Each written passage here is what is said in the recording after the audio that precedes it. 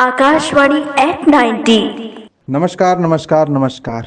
मैं वेदांशु गुप्ता, बोईट दर विनोबा नगर रायगढ़ से रेडियो के 90 वर्ष की आप सभी को बहुत बहुत बधाई।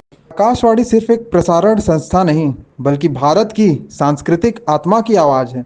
90 वर्षों की यह यात्रा केवल तकनीकी विकास की नहीं बल्कि विश्वास, परंपरा और जन भावनाओं की यात्रा रही है।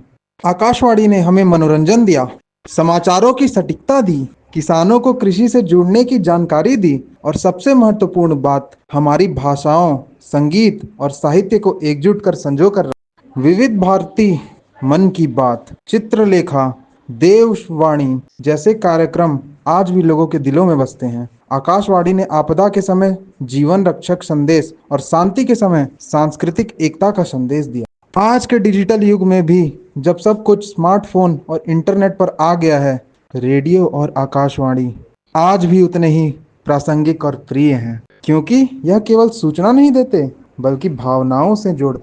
मैं वेदांशु गुप्ता इस ऐतिहासिक अवसर पर आकाशवाणी के सभी क्षेत्राओं, कलाकारों, टेक्नीशियन और समाचार वाचकों को दिल से बधाई देता हूँ। उनकी मेहनत और निष्ठा ने ही आकाशवाणी को 90 वर्ष तक सिर्फ जीवित नहीं बल्कि जीवांत बनाए रखा। जय हिंद, जय भारत, जय छत्तीसगढ़।